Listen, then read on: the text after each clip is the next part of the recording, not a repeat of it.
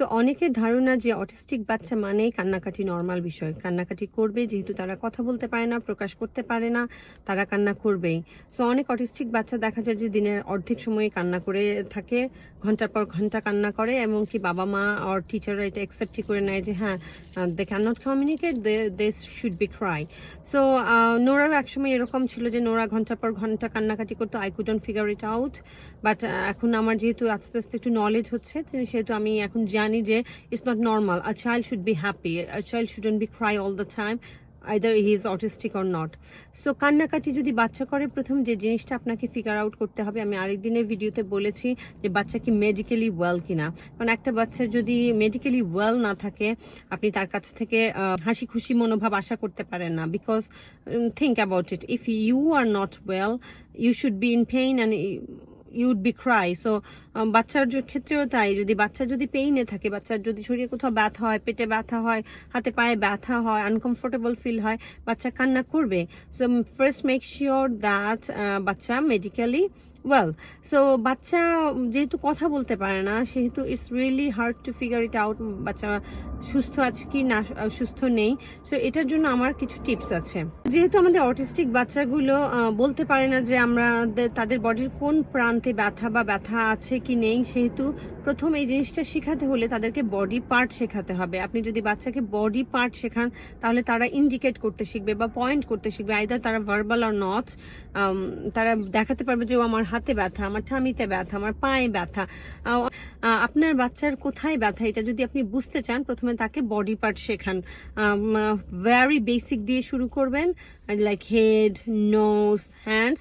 তারপর স্লোলি আপনি এটা এক্সটেন্ড করবেন, যে স্পেশালি যেসব জায়গায় আমাদের ব্যথা হয়, টামিতে ব্যথা হয়, হেডে ব্যথা হয়, শোল্ডারে ব্যথা হয়, বাচ্চা কোথাও পড়ে ব্যথা পায়। সো আপনি যেসব হাতে পায়ে এইসব জেনারেল বডি পার্ট আপনি বাচ্চাকে শেখান, তাহলে স্লোলি আমরা ওটাকে শিফট করতে পারবো যে ওকে এটা তোমার হাত। তারপর কখনো সে পড়ে গেলে, যখন সে হাতে ব্যথা পাবে, আমরা তাকে বলতে পারবো তুমি হাতে ব্যথা পেয়েছো। Slowly she will learn to say. এছাড়া বাচ্চা যেসব কারণে কান্নাকাটি করে, সেটা হলো যে ডিমান্ড হাই থাকলে। সো ডিমান্ড হাই মানে কি, আপনি যদি বাচ্চার কাছ থেকে অনেক কিছু আশা করেন, তাহলে হয়তো বা বাচ্চা সেই পরিবেশের সাথে বা আপনার ডিমান্ডের সাথে ম্যাচ করতে পারে না, সেজন্য বাচ্চা অনেক সময় কান্নাকাটি করে। আমি বলতে পারি যে ওভারওয়েলমিং অর এংজাইটি। সো ধরেন যে আপনি বাচ্চাকে এমন একটা সিচুয়েশনে ফেলে দিলেন যেখানে তার কাছ থেকে আপনি এক্সপেক্ট করছেন নর্মাল বিহেভিয়ার। ধরেন আপনি তাকে নিয়ে ফান ফেয়ারে চলে গেলেন, শিশু মেলায় চলে গেলেন, and he is not very good with the sound, এতগুলো মানুষের আনাগোনা, শব্দ, পরিবেশ, অপরিচিত মুখ, স্মেল। এখন বাচ্চা কান্না করবে because you are expecting him to be normal, and আপনি তাকে এমন একটা পরিবেশে রেখে দিয়েছেন যেটা তার জন্য খুব একটা নর্মাল নয়। সো বাচ্চা কানবেই, ঠিক আছে?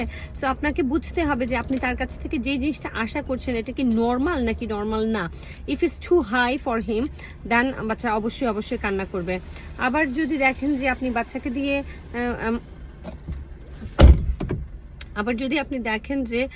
আপনি বাচ্চার কাছে এমন কিছু চাইছেন, তার বিনিময়ে বাচ্চাকে খুব কম কিছু দিচ্ছেন, যেটা বাচ্চার আমি বলবো যে খুব লো, লাইক অনেক কিছু করাচ্ছেন কিন্তু তার বিনিময়ে তাকে যে রিওয়ার্ডটা দিচ্ছেন সেটা খুবই লো, তাহলেও দেখা যাবে যে এই মুহূর্তে বাচ্চা কান্নাকাটি করছে। কারণ তার যে কাজে আমি বলবো যে জবের সাথে স্যালারি ম্যাচ করছে না।